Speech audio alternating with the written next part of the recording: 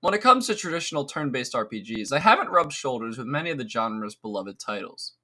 I've put a decent amount of hours into Divinity Original Sin 2 without ever completing it, and have definitely started more RPGs overall than I've finished. With that being said, my fondness and affinity for RPG Maker games is unmatched. Here's a fun fact about me. I'm an aspiring game developer. Now, I say aspiring because I was never really able to set my focus on one central idea, composing numerous scrapped projects and playable tech demos on multiple game engines. My ideas always seem to dissolve upon closer introspection, and it's caused me a lot of anxiety throughout the years. One of the many engines I've toyed around with was RPG Maker, notably an old copy of VX and my current totally legal copy of MZ. I understand how most of the surface level processes work and can make a decent foundation with its built in tools, but anything more complex and my focus tends to derail. But what really inspires me is the sheer creativity of the RPG Maker community. Playing other people's creations is always a blast, as the engine can pull off some robust ideas if you play your cards right. Now, there's this RPG Maker game on Steam that was released not too long ago that caught my eye, and it goes by the name of Farewell Sen. A friend of mine made me aware of this game, who can be found labeled as a playtester during the ending credits, as he himself is good friends with the game's developer, Amoxy. You can check out all of his socials in the description, alongside the Steam page for the game. For anyone who wants to play it blind before watching, I recommend leaving now. This video is going to spoil pretty much all of it, including the story and most of the fights. You have been properly warned.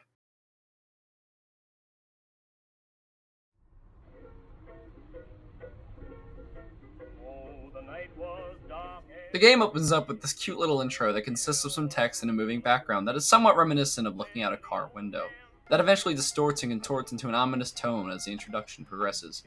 The music in this game is a nice sampling of public domain ditties mixed and mastered by Natbird, who is also linked in the description. Just a preface before we continue, most of the game's mechanics and art were created by Amoxy himself, with some notable contributors being mentioned at the end.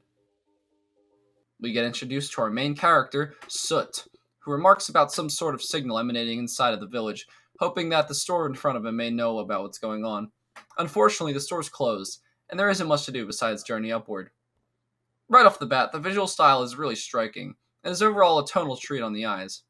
Maybe I'm biased because purple is my favorite color and all, but combined with the fairly minimalist yet passionately crafted sprite work, it creates a succinct art style that clearly conveys its melancholic themes. On to our first central location of the game, Farewellville. Well, actually, before we get there, we notice a shopkeeper tent, which will soon become a glowing beacon of our progress, as it's the only place where you can save. I guess I should say this early, but this game isn't super long, which is fine, and definitely works to its benefit. But if you were expecting a 50 plus hour JRPG experience, that's not what this is. As you'll begin to see later, its brevity is necessary for the game to hit. Dragging out its length to that of a typical RPG would certainly harm the overall experience. Back to the shopkeeper, or Tabs if you will, who greets us with kindness. We ask him about the radio signal, but unfortunately he's none the wiser. He introduces the save on vinyl mechanic alongside the soda machine mechanic, which we'll discuss in a bit. He gives us some free pills and allows us to peruse his wares. We're flat broke currently, but trust me when I say that we'll be coming back later. Besides shopping, we can choose to talk to him, in which we can get some more information about the world. He talks about how things are changing out there and that we should keep our wits about ourselves. Pretty ominous, but I'm sure that we won't be fighting anytime soon.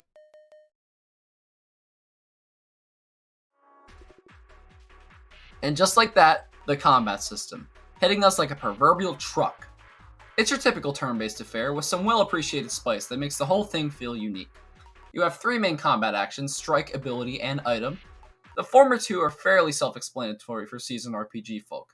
Abilities are special moves that use up action points and are obtained from leveling up, and items are one-time boosts and restorations found throughout the world and in shops. But the latter strike mechanic has some flair to it, somewhat reminiscent of games like Undertale. The typical RPG attack is subverted, with this fast-moving timed button input that impacts how much damage you do with each attack. This prevents the overly played-out brainless button-mashing tedium that RPG Maker games sometimes come with. You actually have to be on your toes at most times, otherwise you'll do pitifully less damage. On top of this, most fights are unwinnable without utilizing your abilities in some way, adding a real dynamic quality to the whole combat affair. This first fight is easy enough though, and provides a nice tutorial for the combat system overall. Unlike other games, the seemingly menial encounters never feel insubstantial. Each one feels like a clawed victory you vigorously fought tooth and nail for. If it seems like I gloss over an enemy encounter, know that I'm doing so for the sake of the video's brevity and not because it was easy or insignificant. Oh, and did I mention the exclusion of random encounters?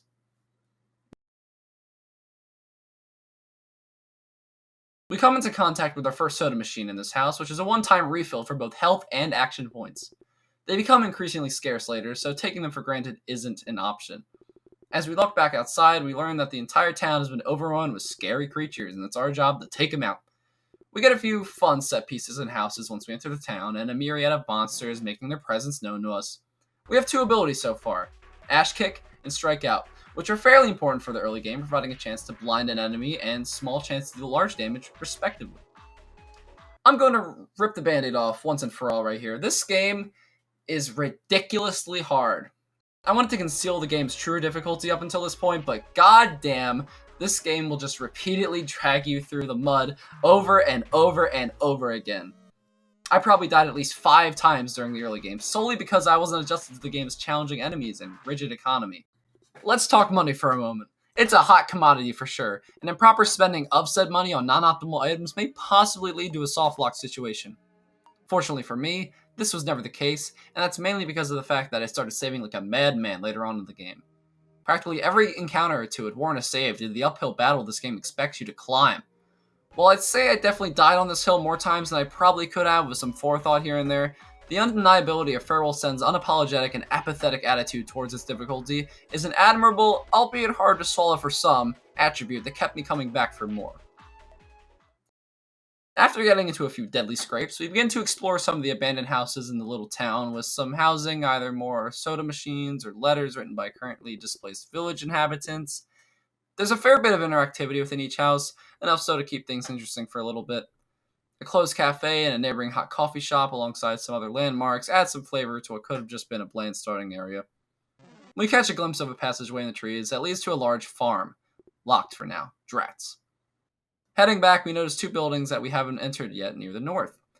The one is a generic house that is locked as well, while the second is a broadcast station. Maybe we should enter.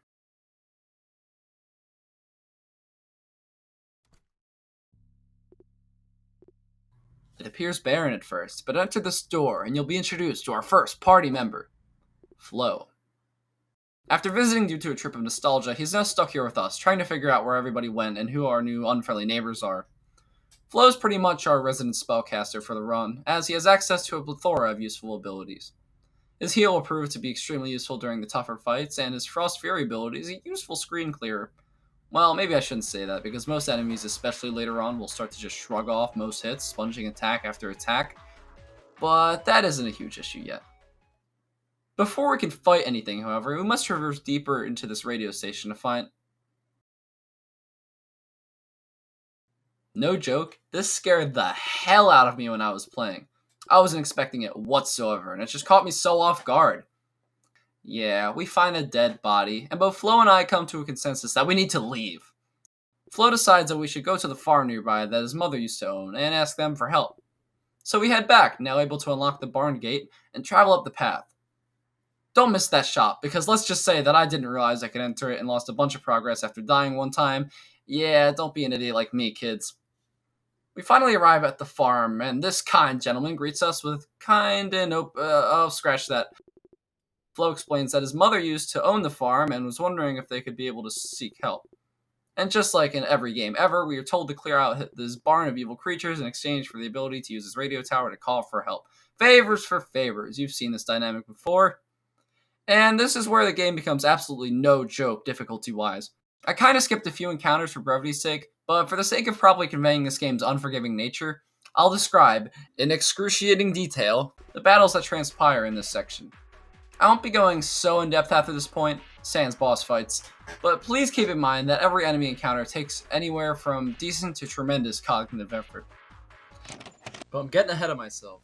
Let's rewind a bit. Almost there. And stop.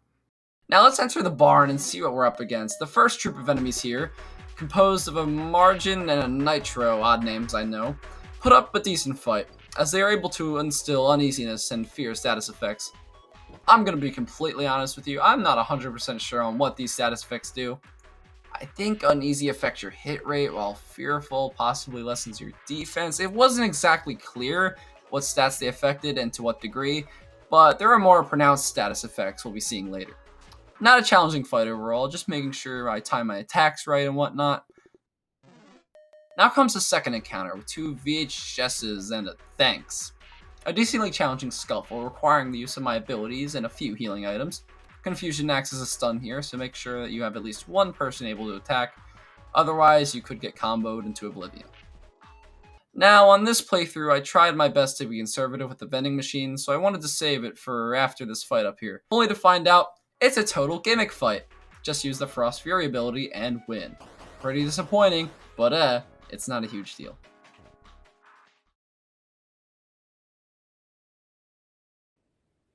After the barn has been successfully cleared out, talk with Dell to forcefully accept another quest to go into a storm bunker and check out his farmhand Mauve or something. Fine. I guess we'll make sure she isn't dead or whatever. So we persevere and push on into the mill, with Flo attempting to convince us to leave the old man in the process. We of course deny, because we're just too dang noble to leave that geezer hanging. Mauve appears to be possessed by some evil creature, so we take the only course of action we know. This is definitely the first overwhelming fight we've seen, and it's quite an omen for what's to come. 7 enemies with varying amounts of hit points, weaknesses, abilities. It's a ton to manage early on. So I do my best, changing up my tactics, and yeah, I died. This won't be my last game over, trust me. Second time around, and we managed much better, pulling out all the stops and finishing with a decently respectable amount of health. The limited healing and mana refilling sources will definitely get to you, but that's what makes this game so interesting. So many RPGs with the player's pockets filled with healing items by the end of the prologue. Even non-traditional RPGs, like something like Fallout New Vegas, often provide ample full heal stations and virtually limitless health items, so much so that it may feel like overkill at times. New Vegas isn't the hardest game out there by any means, but there are some challenging moments that present themselves at certain points, usually through the medium of its open world and its massive scale. Farewell Sen, which obviously is an FPS, but I figured New Vegas comparison was still apt due to them both being role-playing games at heart, challenges through constriction of resources and letting go of the player's hand rather than through exploration or the ingenuity an open world may bring. Which is fine. Neither method is better than the other outright, it mainly comes down to preference. In this case, I wanted to play something more rigorous and focused, and Sen provided that in spades. Farewell Sen is a breath of fresh air compared to most RPGs due to its brevity and constrictive nature working in the difficulty's favor, and this is exemplified by this first taxing bout. We snap Mauve out of her possession-induced trance and head on back to Dell, who handsomely rewards us with a silver key, allowing us to unlock the previously inaccessible door located in the starting town. So we head on back down the trail and Jesus! We make it to the door for real this time, and the entrance to the next area is being blocked by this upstanding gentleman over here named Bloom.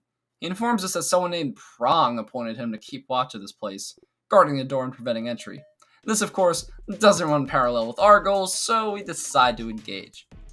Now, if you're not careful, this fight can become straight up unwinnable. See those Maggie Simpsons-looking creatures called Splazzes? They heal Bloom every turn, and if you lose Flo in the jump scare battle like I did during my first playthrough, well, you're soft locked and you have to go back to your original save. This is the only place in the entire game where I had this problem. It's an annoyance to be sure, but not uncircumventable. With Flo actually breathing this time, this fight is monstrously difficult, requiring some thoughtfulness and ability usage and nothing more. You pretty much just have to do enough damage to take them out, and take Bloom out briefly after. Just watch out for the sleep effect Bloom can inflict, otherwise it's pretty run-of-the-mill. One of the few rough patches and a very sanded down experience polish-wise. With Bloom out of the way, our squad ventures forth into unknown territory, seeking refuge from the incoming onslaught. After moving through a clearing in the forest, we arrive on a shore that houses a few ghostly citizens and new, more dangerous foes for us to face, branching off into some sort of pure boardwalk place. This little community has the weirdest citizens. Sandwiches are used as cartridges, passwords are thrown haphazardly for any adventuring rapscallions to steal, and monsters are kicking out the upstanding incorporeal citizens from their own homes. The fight inside this house is actually really challenging, and I managed to barely scrape by on top. And don't forget the singular unconscious robot that we just recklessly abandoned. Oh wait, that's our new companion, Bolt. who can be revived by using the oil we just received. What are the odds? He goes through some reboot phase and eventually accepts our invitation and joins our illustrious party. You don't realize it now, but Bolt has some of the most powerful attacks in the game, while expelling action points like how I expel sweat after taking a brisk walk up a flight of stairs. Flo will eventually get an ability that pretty much transfers his AP to another party member, which will be a critical part of the endgame combat. For now, though, enjoy your new fighting toaster buddy. Our Pop-Tart dispensing friend just so happened to be Snorlaxing the entrance to the next area, a cruise ship rendered stranded and stationary. There was a door north of the pier I tried to open first, but it was locked, so we're looking for the golden key to get into Mount Warsh, hoping to find it somewhere here. Entering the large vessel introduces us to Lacy, the captain who explains the urgency of their situation. The ship's under attack by ghoulish creatures and agrees to aid us on our quest so long as we kill whatever massive beast is terrorizing the deck. Now the game opens up a little bit, with a bunch of the ship's cabins accessible for us to explore and interact with. Some house ghosts who aren't the least bit perturbed by the situation they are finding themselves in, while others have nothing or house. The Talon stunned my beloved bucket of bolts on the first turn, who then proceeded to get chain stunned through the entire fight. What a cruel world. We reconnect with Tabs, who definitely took a teleportation class from Mary or something. Actually, now that I think about it, this game has a lot of similarities with Amori. Unfortunately, as I'm writing a script, I haven't finished Amori yet, and I really don't want to talk about it or even bring up too many comparisons with it due to the possibility of people not wanting to be spoiled on it, but I may make a video about it one day in the future. We'll see. Anyway, Tabs proves to be the most precious character by far, and we continue to get brutally mauled by enemies while simultaneously doing enough damage for them to fall over dead first. And would you look at that? I'm on fire. How wonderful. I haven't seen a character name more perfectly describe their current situation. Here's the Lore Dump Cabin, my favorite. Written by someone who goes by the name of Mavi, this account explains the history of Farewellville, beginning with the end of Ardor and the start of eternal slumber that the town's foundation was built on. A group of people began their lives at the foot of Mount Warsh, the only mountain in existence, locked behind a door.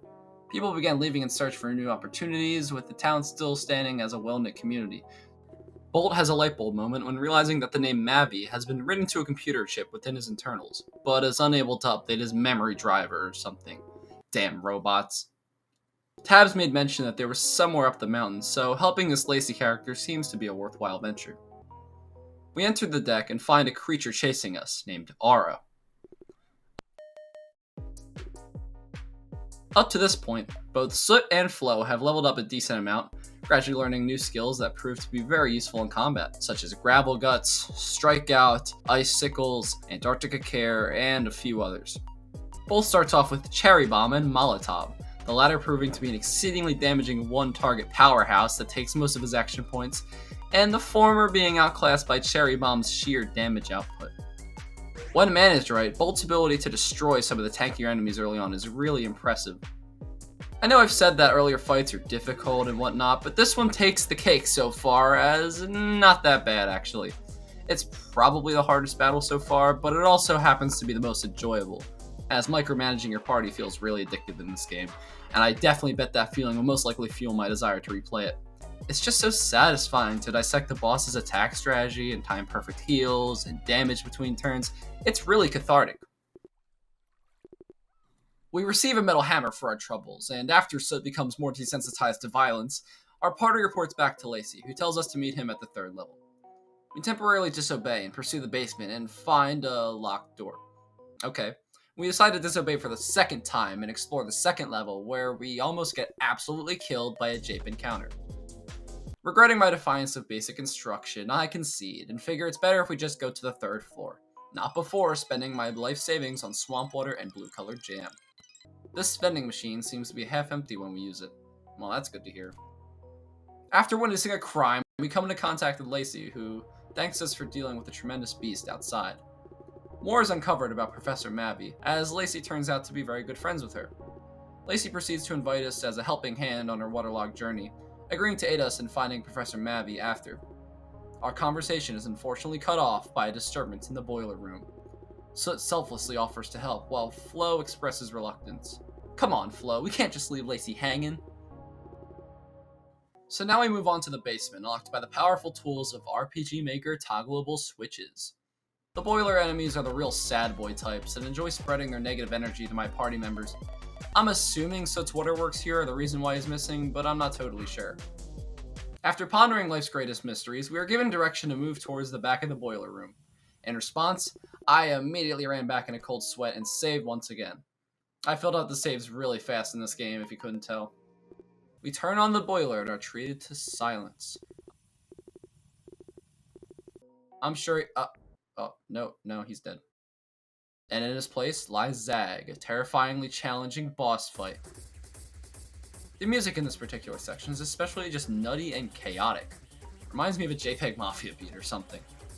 This has dwarfed every battle up to this point in terms of challenge, but through perseverance and some uneasiness, we prevail, earning ourselves a golden key and avenging our precious Lacy. Devastated by his death, the party decides the only way forward is through delivering our present to Mavi and traversing Mount Warsh. At the entrance, we use the key, and we're treated to a familiar sight, a shadowy figure preventing our progression. This creature, named Doc, explains that he was appointed by Prong to prevent entrance into the mountain, who was mentioned before by the earlier shadow figure Bloom. Doc reluctantly fights us, subscribing to the belief that he's just merely following orders. It may have been my refusal to heal before this fight, but this encounter was the most perilous and challenging one by far. I had so little AP when starting this fight, and so it was only like at 100 health. I don't know what I was thinking, clearly I wasn't. Well, it turns out that when you don't prepare properly, fights are hard. Who would have thought? Anyway, this fight went on for nearly 9 minutes. 9 minutes straight of just wailing on him, healing, and curing status effects, and restoring AP. It was invigorating. This game has a special quality to it where minutes just melt away at breakneck speeds. You could argue that many other games possess this quality, but for an RPG Maker game made mostly single-handedly, it demonstrates an incredible ability to induce such an entrancing flow state. After fighting tooth and nail, we eventually triumph over Doc and save him for the final time before taking a lift to the apex of Mount Warsh.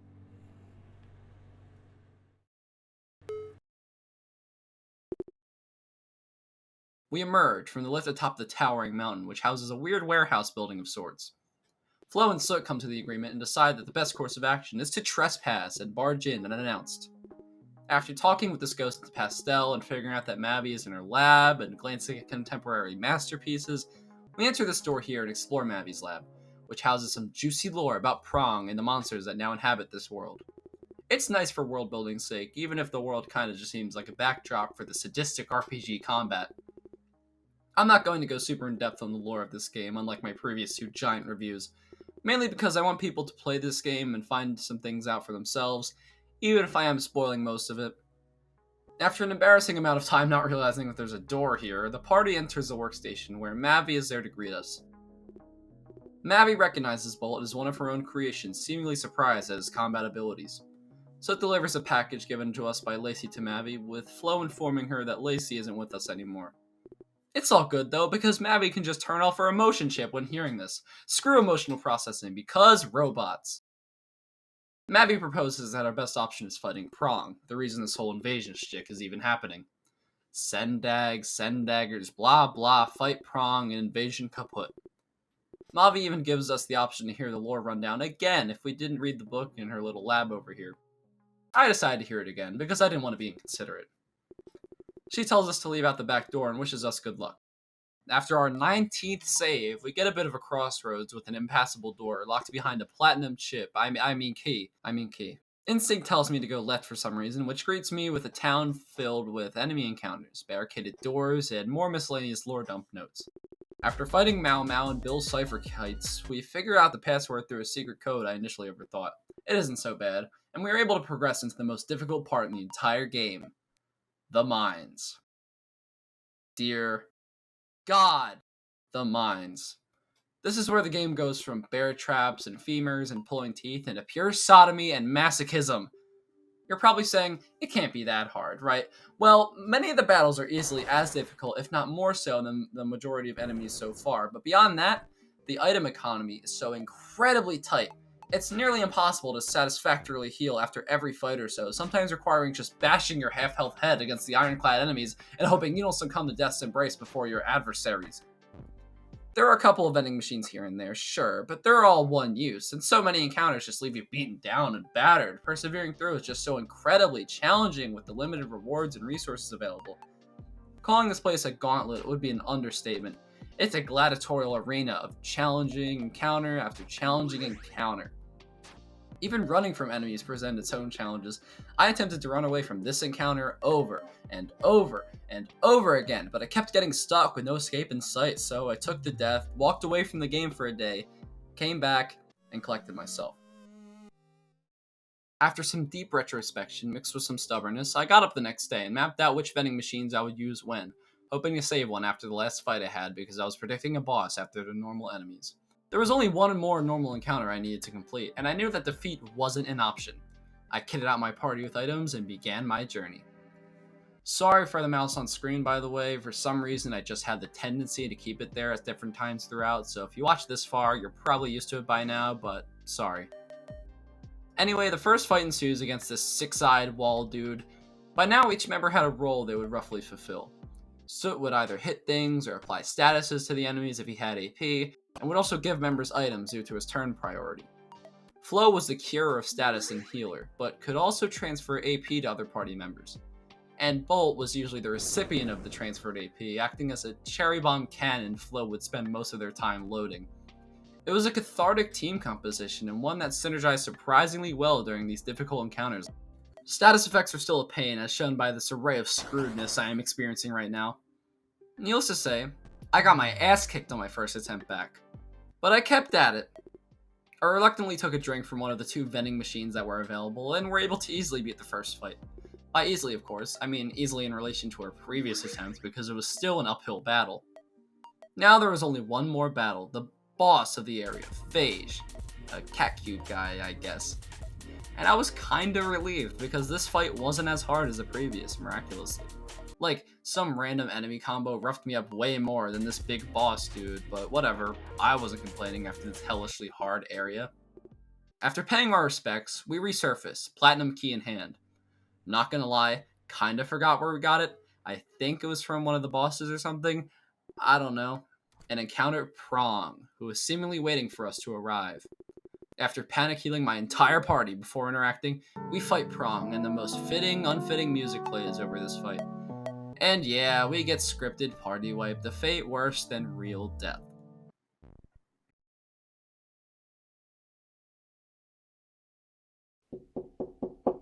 After I freaked out in real life and thought someone knocked at my door, we hear a dialogue between Mabby and some mysterious stranger who brought our party back to her, pleading for her to take them in and let them rest after Prong had attacked them. She agrees, asking for the stranger's name. It's none other than best character in the whole goddamn game, Tabs! I mean, he should be familiar with me by now after I listened to over 30 LPs in his store.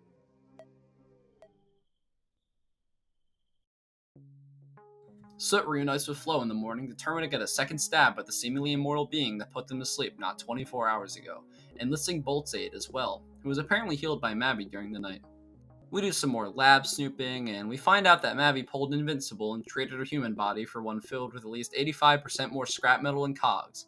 Hell, the new Vegas correlations seem to make a return, isn't that right, Mr. House? Anyway, whatever Rex aside, Mabby explains that the heart of the mountain is the only way to win, and that her drill can dig deep enough into the ardor, allowing us to harness the mountain's power and defeat Prong once and for all. After some last-minute deliberation, we confidently say that we're ready, giving the go-ahead for our devious drill plan. And would you look at that, it's Tabs, miraculously down within the ardor. He places his full belief in our abilities, admiring our prowess and survivability, and wishes us good luck. We purchase the last of our equipment and make our way into the core of the mountain. Once inside, we find ourselves suspended within time and space, determined to quarrel with a larger-than-life threat. We save for the final time. Walking on this narrow platform leads us to Prong, leading us to the game's final bout. It's pretty much a test of endurance, a really challenging one at that. This fight is 4 separate phases, each one proving to be difficult and yet strangely tranquil. You've developed this rhythm over the duration of the game that perfectly flows with each fight, developing a push and pull many games struggle to balance. Fighting Farewell Sen's final boss feels like a quaint ballet of deliberate decisions and tactical turn-based turbulence, all a sum of the skills developed throughout this short yet well-paced game. It'll kick you when you're down, it won't show mercy, and it may fight dirty at times. But the state of flow induced during this last encounter isn't akin to anything I've experienced in many games, let alone an RPG Maker game headed primarily by a solo dev.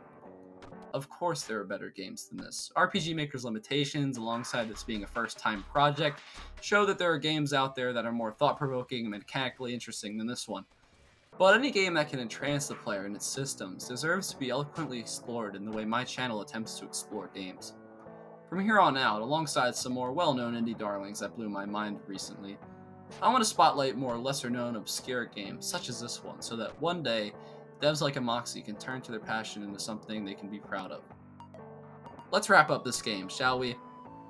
After defeating Prong's final form, Soot encounters Prong looking out into the night sky as a singular ringed planet hangs above them. Prong seems to accept his defeat, as his hostility has been substituted for acceptance at this point. He explains that his plan to take over Earth in an attempt to save his own world was thwarted by you, and how you were only defending your world. Seemingly all animosity has seceded from Prong, as he accepts how heinous his actions were, and acknowledges how he wants to treat Soot better in his final moments, not out of yearning for forgiveness, but out of genuine remorse. Soot forgives him despite everything. They both say farewell, his planet explodes, and the credits roll with this lovely sampled music to end the game off. Farewell Sen was a journey, an excellent exercise in what happens when a passion for independent game development manifests into a focused, challenging, and charming project. It may have been snubbed for Game of the Year, but there's always next year, and I just might be inspired enough by Amoxy's tale to start a project of my own. We'll see. For now, though, I want to get into the second part of this video, an interview conducted by me and Amoxy over Discord. I asked a few questions about the game, and Amoxy reciprocated and answered really smoothly overall. There was only one thing that really sucked about it, and it brought a bunch of anxiety when making this video, and it was that the initial interview footage corrupted with no way to back up what we said, so we re-recorded it and managed to run everything longer this time. I edited it down, and here's the result. I hope you guys enjoy an interview with Amoxy.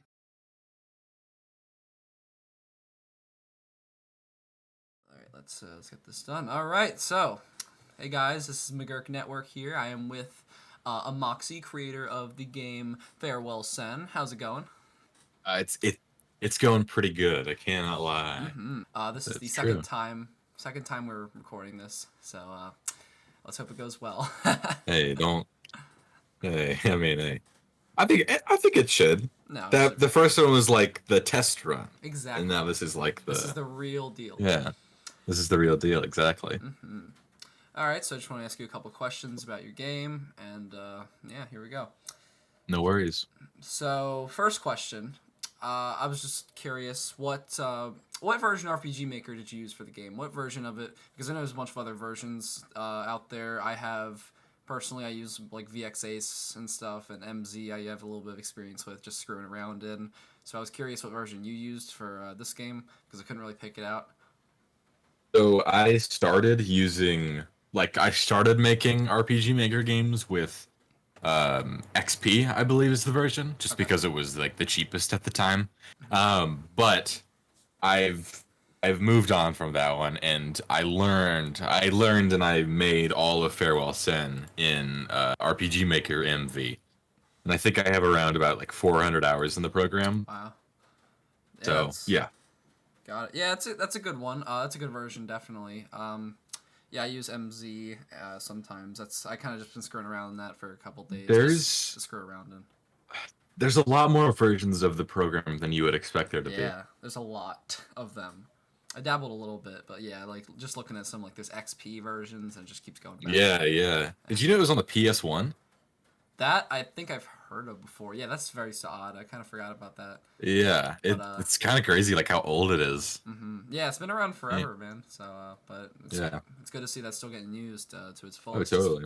Especially since I love the game so much, and it was great to play. It felt great, even despite the fact that some people might harp on RPG Maker games. I don't know. I personally don't. I love them. A lot of people might say, oh, they're kind of samey occasionally, but there's some games like this. Obviously, there's plenty of examples of that just being completely disproven, and I think this is definitely one of them. Well, hell yeah. So, what inspired your choice of art style and the music for the presentation? Because it's very unique in its music and its art style. I think it's very striking in some places. I think it's very it's definitely it's inspired in some cases. I think there's some inspirations I could pick out here and there, but it definitely comes into this cohesive package of just being very natural looking and very very fun to look at. Even though I guess it's kind of a lot of purple in there. I appreciate that. I think the main inspiration for the music, I didn't really handle. There's a game called Grimm's Hollow, which is extremely good, and I played it when it came out in like 2019. But the composer for the game, his name is Napper. He was a very good guy to work with. He was up for hire, and I needed a composer for my game, so I hired him. So I didn't really have a lot of influence in the music department as to like what it would sound like, but I did usually send him like a song of like what the kind of vibe I was going for, and then like a brief summary like of like the area it was going to be representing. So like for example, the cave one, I think it was like an Undertale song, and it was like the description was like the first time you're hearing music in the overworld, and it's kind of like a big deal. Yeah. You want it to be very like subtle, but like still kind of like get in your head, kind of like a groove. Yeah, I And get that.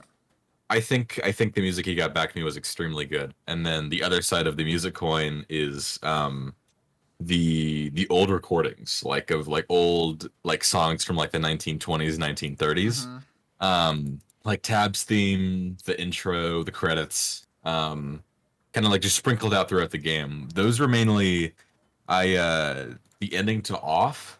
It ends with Somewhere Over the Rainbow, which I always thought was like the most beautiful ending ever. And I love the way it sounds like so old, like timey, but not like in like a that's like the point. It's like, oh, it's old timey. It's just like that's just a song that's old, but it like still feels, I don't know what I'm really trying to say, I'm being honest, but it I don't know. I feel like whenever we hear those kind of songs now, it's always associated. It has to be associated with like oh, this is like Cuphead or something, where it's like Indian, like it's like an ink blot. Yeah. Instead of just like enjoying them as songs that are like, I guess you do for everything else. Yeah, they're like universally applicable. People kind of have this narrow field of like, oh, old song, but it can be used in more wide, like a wider array of applications that people might not realize. Exactly. And I think too there was definitely some influence of Over the Garden Wall there, which is one of my personal favorite shows. Yeah, it's funny. I've yet to watch all of that, but that's actually like the next thing on my list. I swear, I might just watch that this week or so. So, dude, you should. It's super good. You could finish it in like 2 hours. Yeah. Okay, so art-wise though, I would say the main inspiration was the Pokemon Lavender Town like creepypastas.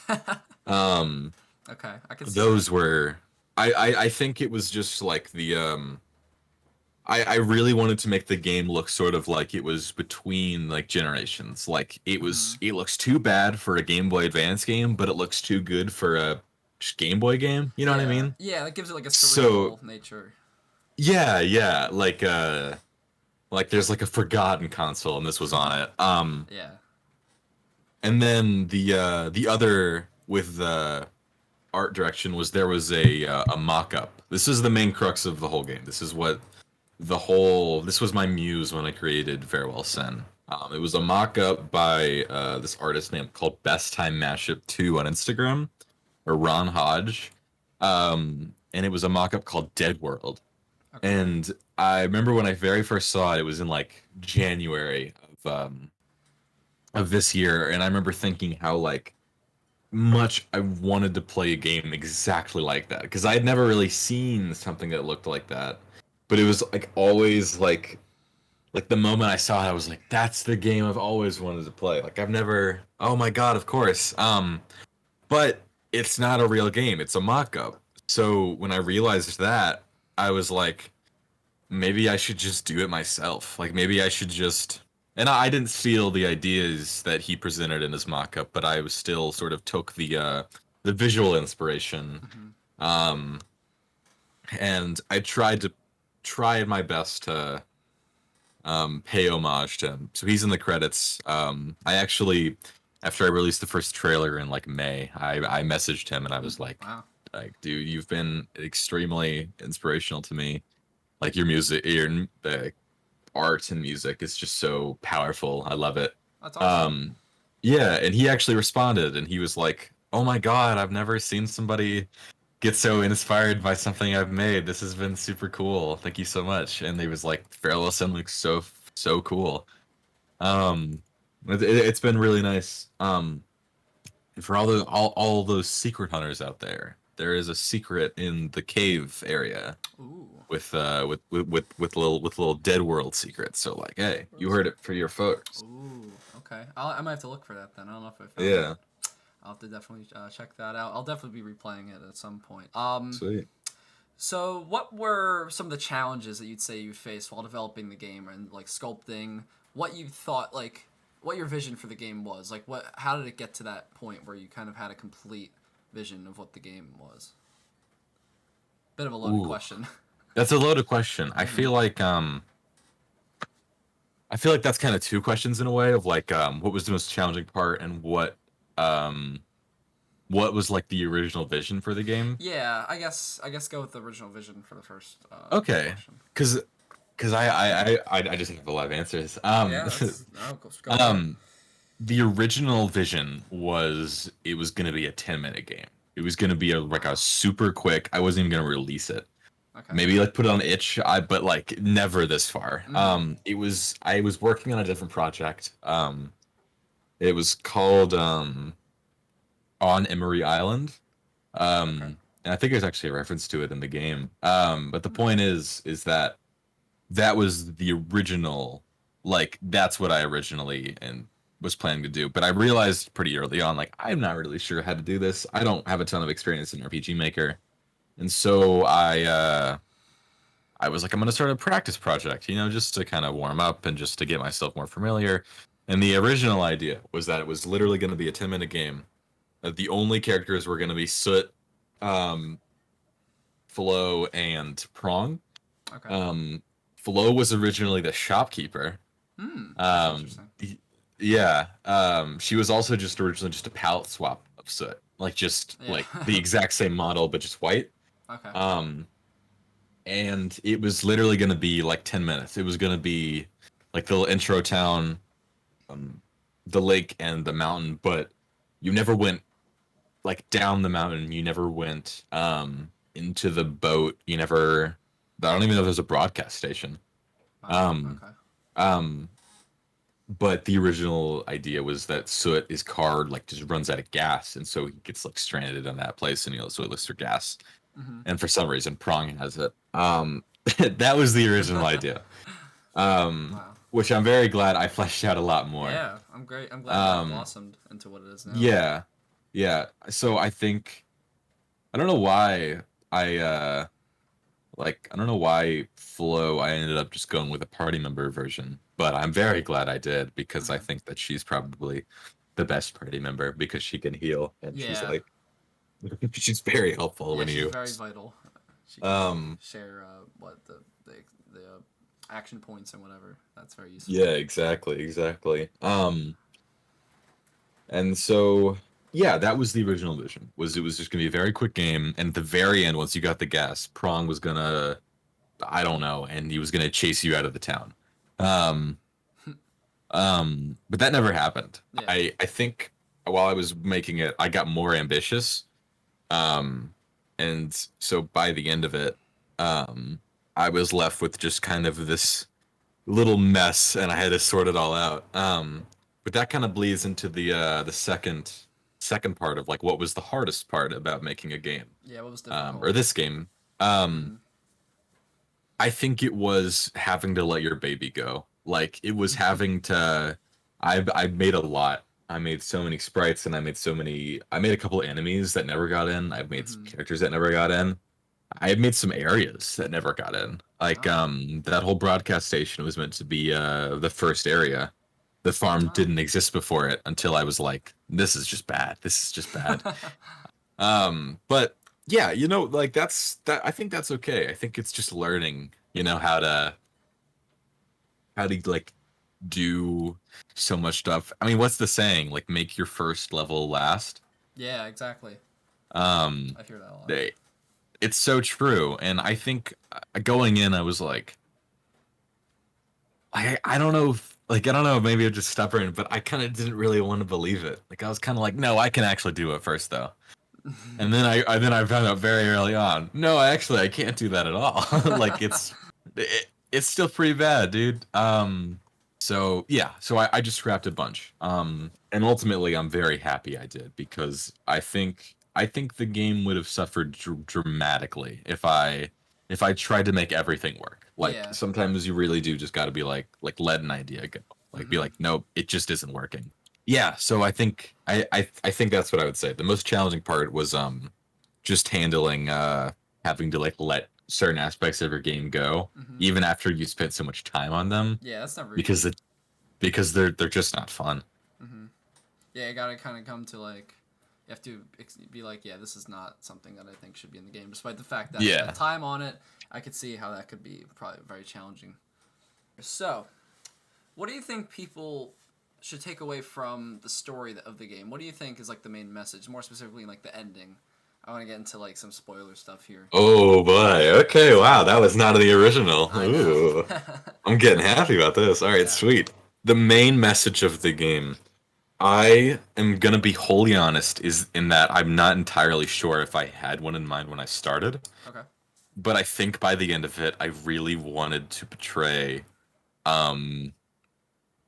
some sort of like having to do what you have to do kind of vibe from Prawn, but still dramatically affecting both the people that you were attacking and the people you were with. Like, this is spoiler stuff, and maybe I don't know how many people get this, but Doc, the second main boss, he, like, they didn't know what they were really getting themselves into. They didn't really realize they were going to be hurting the land and these people as much as they ended up doing so. But Prong feels so like he just has to do something like this because this is the only way to save the people of the area. So I think the main message I'm trying to portray is one of like having to fight against somebody that is doing the right thing. Like, despite, like, I don't know, it's hard because in the moment Soot is doing the right thing, he's protecting this village and all of this stuff. But in the end he almost feels like he does the wrong thing, because Prong is like, yeah, that was my planet, but it's gone now because I couldn't capture the power of the mountain. Whereas the vice versa of that is Prong, where in the moment he's doing the wrong thing, but with the hopes that maybe he'll be able to do the right thing, and maybe he'll be able to save his people, even though it was never going to work out. That's kind of what I was trying to go with with the ending. But if I'm being honest, I didn't really write a very, like, I don't know. The original idea was never meant to have a message, but by the end of it, it was so ambitious that I feel like it kind of had to. Yeah, so you kind of are obligated to put one in there. Not obligated, more like more like there was such a dense story there that like there was gonna be one regardless, Yeah, so I get that. But I think the ambiguity of it is kind of nice, because like those words I just spat out, dude, someone can have like something, like say something so much more like cool, and I'm like not even gonna bat an eye, because I think that is awesome. I think the ambiguity I kind of accidentally put in my game helps it tenfold. Like, I think it makes the just the feel of the game so much better, and I feel like it improves the game so much better. So let's get into more personal questions if you don't mind. Go for it, man. So what got you personally into the idea of developing a game development as a whole, and what finally pushed you to make this game after so many failed attempts? So I got into the idea of indie games. I mean, if you want to go as far back as like video games in general, when I was like 5 and I played Mario Kart Wii, I was like, this is the thing. This is what I want to do. But as far as like indie games, like actually wanting to pursue this, when I watched Indie Game the movie, um, Okay, I've heard which of is a that. great documentary. It follows Edmund McMillan, Phil Fish, and one other guy I cannot remember the name of. But the point is that it's like the 3 stages of indie games. So one of the guys, his game is already out. It was Braid. Okay, yeah, I've heard of that. The Edwin McMillan was making Super Meat Boy, Mhm. and then it released during the time of the movie. And Phil Fish was making Fez, which didn't finish until way after the movie came Yeah. out. But it just kind of like presented like, hey, you can do this as like 2 guys and have it still be like critically acclaimed. You don't need to get a job at like Nintendo or something in order to make good games. Yeah. And I think as like a 5th grader, that kind of like blew my mind. I was like, oh, I could do that. That's crazy. That was kind of like always like a running theme, like, oh, one day I'm gonna do this, but I never really acted upon it. Until I was like, it was like 7th or 8th grade, and I didn't have any money, and I didn't really have very many consoles or anything. Like at most, it was like a couple. It was like Minecraft on like my Xbox 360, which Yeah. I'd had forever. But my dad had a laptop, and I remember I downloaded like just dozens and dozens of RPG Maker games, and I would just played all of the free ones I could get my hands on. Like, so I went through Off and Yume Nikki and Yume Tuki and Dot Flow and all the fan games, and I went through Ib, and I went through like the original One Shot before it was like remade, and I went through all that stuff. Um, and I remember being like, just like, oh my god, this is the coolest shit. And the fact it was free was just amazing. And the fact that some of them had these like just crazy worlds that like I could never even like dream of before. And then they were just like there. Like Off is just such an out there concept that works so well with itself. I got a little bit more money, and I got Steam, and I got Lisa the Painful. And Okay. that game, it's one of the best games I've played in my life, I think. I think it's like a genuine top 5 for me. But I think I looked more into it after that. Like I was like, oh, what did they use to make this? And I found RPG Maker. And then I got RPG Maker XP, and I wanted to make my own game. That's how I learned. So I would say it was just a combination of Indie Game the movie and people putting out RPG Maker games for free out of, I don't know, the kindness of their heart, I guess. Yeah. That was ultimately the reason that Farewell Sin was free, because I knew, like, I didn't want to keep this from anybody, you know? Like, I want as many people to enjoy it as possible, but I know that there's going to be devs out there that play Farewell Sin and are like, what did they use to make this? This is so cool, you know? Mm-hmm. And they look into it and they find RPG Maker, and then they make their own game. Like, I don't know, that's just so cool. Yeah, it's like a chain of Like, inspiration.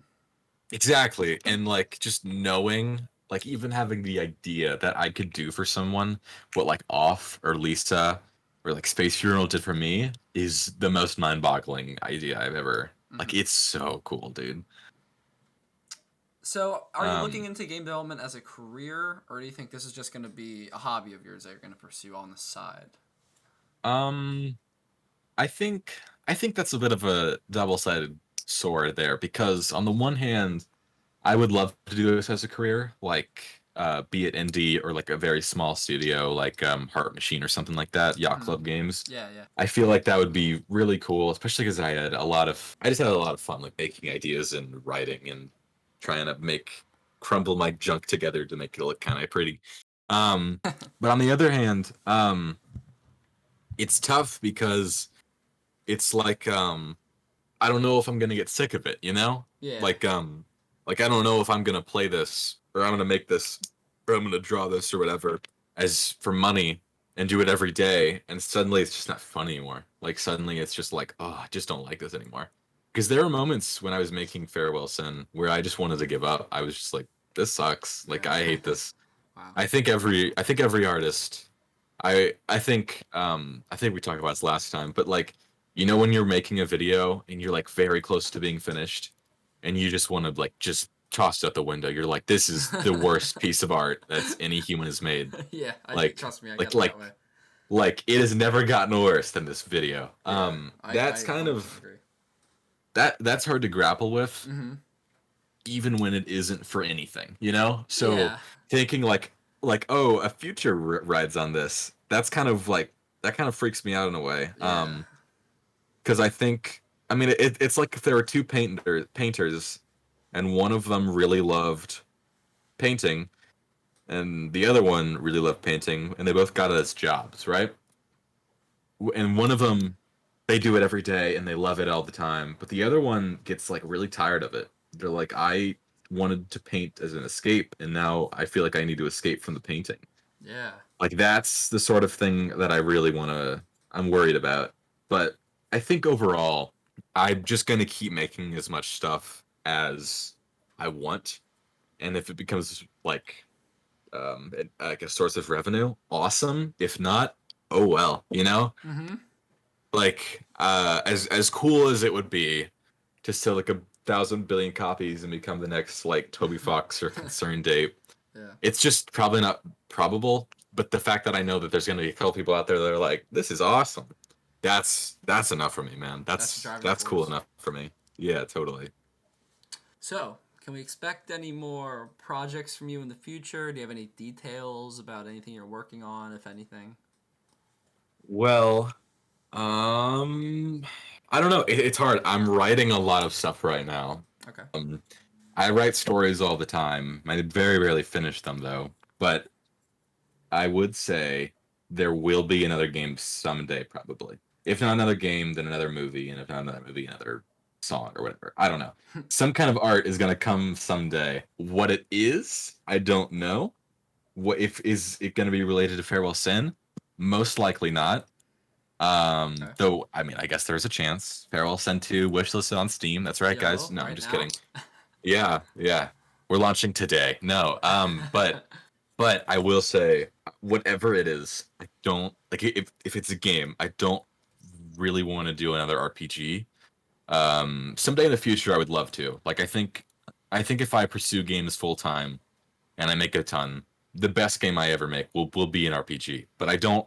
I wanna make something new for now. I want to be it a first person shooter or a Metroidvania. Yeah, I want to branch out a little bit. Okay. Like, I don't want to get too comfortable with just making just RPG Maker games, Mm-hmm. Like, I would love to, but at the same time, it's like, I'm not going to get any enjoyment out of that. It's like, I could have done this whenever, Who cares? Yeah.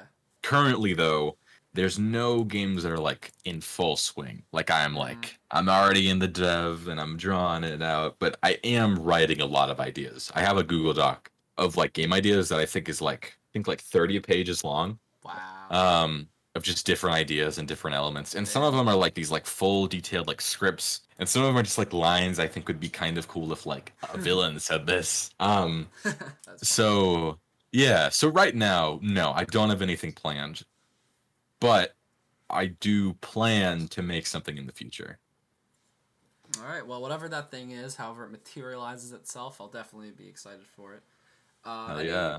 Any final lingering advice that you have for anyone aspiring for game development or any type of creative out there? I think try to do everything you can yourself first. Don't and I did this too. Too many people go into projects thinking like, "Oh, I need an artist, I need a sound guy, I need a programmer," when like you could do a lot of it yourself. Just see how far you can get. Give it like a week. And if it's just not making any progress and you're just so overwhelmed, then yeah, hire some people or get some help from some friends. But I don't think going off the cuff, like, this is what I need to do. I need to get all these people and we're gonna storm whatever, we're gonna go crazy. And then because then you end up with like 8 people that all don't really get the vision you're going for, but they're like Exactly. kind of there to do a job. Yeah, I they're just think puzzle the pieces. best Yeah, the best case scenario is like you and like a couple other people, but don't make it too much that it's like overwhelming. And then the other thing I would say is don't feel boxed in by one medium. I for the longest time I edited YouTube videos. I had a mini series called Send Daggers, which I think is pretty cool. Hmm. And I had a lot else, but I was like very intimidated to like really get myself into video games because it's an intimidating field. Hmm. Like if you watch any like there's so many YouTube videos on like best types of way to design a level and best to be a devlog and best types to like be a better, like dev or whatever. And there's Hmm. just so much information that just like It's crams your overload. mind. It's overload. Yeah. Yeah, exactly. And you get to a point where it's like, I don't even want to do this anymore. It's like there's just so much that I have to control, and it's like, oh, I gotta do this and all this, Yeah, it and feels it's like insurmountable at a certain point. insurmountable. That's a really good word for it. Once you just stop paying attention to that and you just jump in, even if you fail, at least you tried, because like that's really the most important thing is that like you gave it a shot. So I don't know. My point is, I think just go for it. Like just even if it's like daunting, like even if it's like you like want to make like music and you're like, oh, but there's just so much to cover, and it's like just go for it, man. Like even if you don't nail it, even if you get it wrong, at least you went for it. So we got one final burning question, the question that this Oh has boy. all been leading up to. It's really, really hard question. Um, Okay. and it's this. What's your favorite color? No, I'm gonna have to ask everybody to sit down. I'm All right, gonna like maybe take a everyone, breather. Maybe go sit get down. All right, I think we're all seated. All right. They're all seated. Everybody. I Yep, looked at the audience. Hello. So, I think I gotta say purple. Okay. It's a pretty good color. Yeah. I'm not gonna lie. I think it goes with all of the other colors very well, and I think on its own it looks very, very, very pretty. Mm-hmm. I happen to have the exact same opinion. I think purple's my favorite color, and that's why I liked your game so much. And everything else Yeah, is of superfluous. Is just the art design and the colors. No, but course, of course. no, but in all seriousness, thank you so much for doing this interview. Thank you so much for doing this interview again. Thank Yeah, you so much for everything, being so cooperative with all this stuff that's been going on. Thank you for wanting to be part of this video, and yeah, thank you so much for this opportunity. totally, man. Um, I really appreciate you for conducting the interview.